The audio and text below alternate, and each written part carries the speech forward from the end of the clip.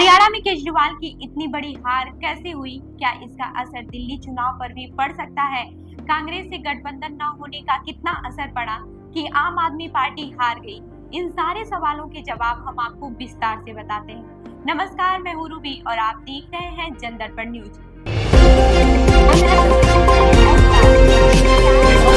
आप देख रहे हैं जनदर्पण, सत्ता का खेल, गणित की नजर, सत्ता गणित। दिल्ली और पंजाब में सत्ताधारी आम आदमी पार्टी को हरियाणा विधानसभा चुनाव में जबरदस्त झटका लगा है।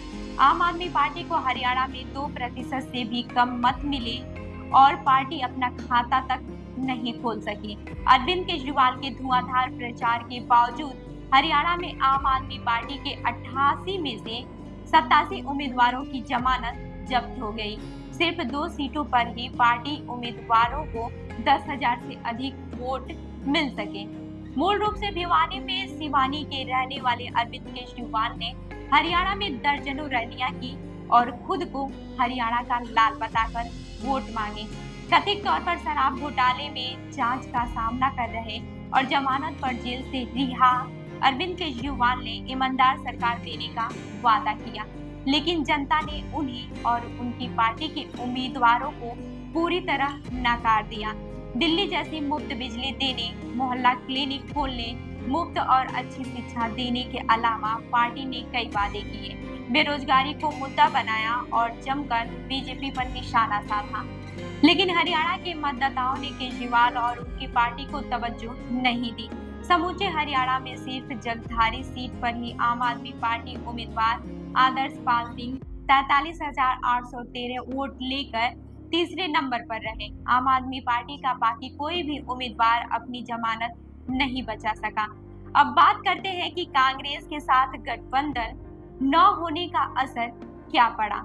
दरअसल चुनाव से पहले आम आदमी पार्टी ने कांग्रेस के साथ गठबंधन का प्रयास किया, लेकिन जब बात नहीं बनी तो अंत में पार्टी ने अकेले 90 में से 88 सीटों पर उम्मीदवार उतारने का फैसला किया। इससे कुछ महीने में ही हरियाणा में लोकसभा चुनाव में आम आदमी पार्टी कांग्रेस के साथ गठबंधन में लड़ी थी और इंडिया गठबंधन ने हरियाणा में 47% मत और 10 में से 5 सीटें हासिल की थी। हालांकि आम आदमी पार्टी अपने हिस्से की कुरुक्षेत्र सीट पर हार गई। विधानसभा चुनाव की आहट के बीच पार्टी ने अपने दम पर चुनाव लड़ने का प्रयास शुरू कर दिए थे और कांग्रेस से बातचीत के दौरान ही अरविंद केजरीवाल की पत्नी सुनीता केजरीवाल ने हरियाणा में रैलियां कर रही थी।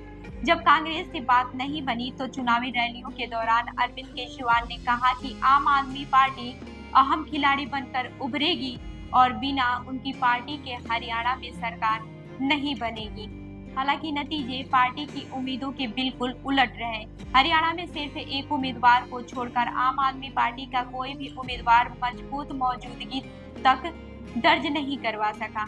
वरिष्ठ पत्रकार देवेंद्र गांधी कहते हैं, आम आदमी पार्टी ने कांग्रेस के साथ जाने का भरसक कोशिश की हो, लेकिन बात नहीं बन सकी। कांग्रेस का आत्मविश्वास भी इसमें आड़े आया। अगर आप और कांग्रेस का गठबंधन होता तो निश्चित रूप से 4-5 सीटों के नतीजों पर इसका असर होता। आपको बताते चले कि हरियाणा में नहीं चल सका दिल्ली में चलने वाला एजेंडा। विश्लेषक मानते हैं कि दिल्ली और हरियाणा के मुद्दे भी अलग हैं। ऐसे में आम आदमी पार्टी का मुफ्त सेवाएं देने का जो एजेंडा दिल्ली में चल जाता है वो हरियाणा में बहुत हद तक काम नहीं करता। वरिष्ठ पत्रकार देवेंद्र गांधी कहते हैं, हरियाणा में आम आदमी पार्टी का खराब प्रदर्शन हैरान नहीं करता। आम आदमी पार्टी ने दिल्ली जैसी मुफ्त सेवाएं हरियाणा में भी देने का वादा किया, लेकिन यहाँ की जनता इससे आकर्षित नहीं हो सकी क्योंकि हरियाणा में जमीनी मुद्दे और राजनीतिक हालात अलग हैं। हरियाणा के लोगों के लिए मुफ्त बिजली मुद्दा नहीं है। जिस तरह से ये मुद्दा आम आदमी के लिए दिल्ली में काम करते हैं, वैसे हरियाणा में नहीं करते। देवेंद्र गांधी कहते हैं कि दिल्ली में झुग्गी बस्तियों में रहने वाला एक बड़ा वर्ग है जो आम आदमी पार्टी की नीतियों से प्रभावित होता है, लेकिन हरियाणा में ऐसा वर्ग नहीं है जो सीधे तौर पर पार्टी से जुड़ सके। यहाँ आम आदमी पार्टी का एजेंडा नहीं चलता।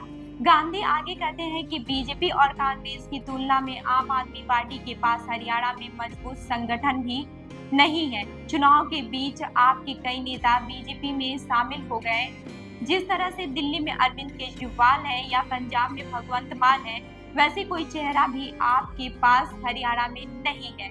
जमीनी स्तर पर दिल्ली में जैसे समर्पित कार्यकर्ता भी पार्टी के लिए पास नहीं है।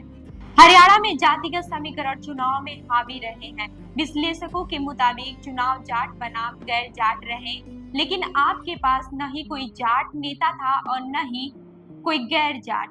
जातिगत समीकरणों में भी पार्टी पिछड़ गई। देवेंद्र गांधी बताते हैं कि हरियाणा में आम आदमी पार्टी अध्यक्ष सुशील गुप्ता बनिया जाति से आते हैं। हरियाणा में इस जाति का कोई मजबूत आधार नहीं है। पिछड़े मतदाता पिछड़े नेताओं के पीछे चले गए, जाटों के पीछे, लेकिन आपके पास ऐसा कोई चेहरा नहीं था जो किसी बड़े जाति वर्ग को अपनी तरफ खींचे रखे। अब आपको यह भी बताते हैं कि हरियाणा में हारने के बाद दिल्ली चुनाव पर इसका कितना असर हो सकता है। दिल्ली में अगर तय समय पर चुनाव हुए तो ये चुनाव फरवरी 2025 में होंगे। ऐसे में दिल्ली चुनाव में बहुत लंबा वक्त नहीं है। आम आदमी पार्टी के पास इसका समय दिल्ली में प्रचंड बहुमत है। आम आदमी पार्टी ने बुधवार को आगामी दिल्ली विधानसभा चुनाव में अकेले लड़ने के संकेत दिए हैं। हालांकि लोकसभा चुनाव में पार्टी ने कांग्रेस के साथ मिलकर लड़ा था, लेकिन गठबंधन कोई भी सीट नहीं जीत सका था। हरियाणा में चुनाव में मिली हार के बाद ये सवाल भी उठ रहा है कि क्या इन नतीजों का असर दिल्ली चुनाव पर हो सकता है। देवेंद्र गांधी कहते हैं कि दिल्ली और हरियाणा के मुद्दे और लोगों का वोट करने का तरीका अलग है।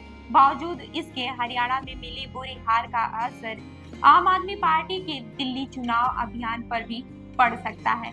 अगर बीजेपी ने जिस तरह से हरियाणा में रणनीति बनाई और जातिगत कार्ड खेला, वैसे ही कोई मुद्दा दिल्ली में उठा दिया तो निश्चित रूप से आपके लिए मुश्किलें खड़ी हो सकती हैं।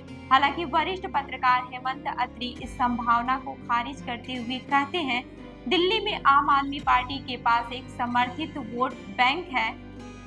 खासकर दिल्ली के गरीब और पिछड़े वर्ग के लोग आम आदमी पार्टी के साथ एक जुड़ाव महसूस करते हैं।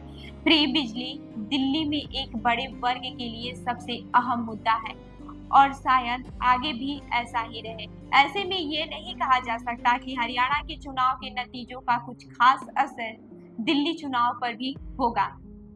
तो आपको क्या लगता है कि हरियाणा में जिस तरह से आम आदमी पार्टी हार गई है, क्या इसका असर दिल्ली चुनाव पर भी पड़ेगा? ये हमें कमेंट करके बताइएगा। तब तक के लिए जुड़े रहिए हमारे साथ, देखते रहिए जनदर्पण न्यूज। धन्यवाद।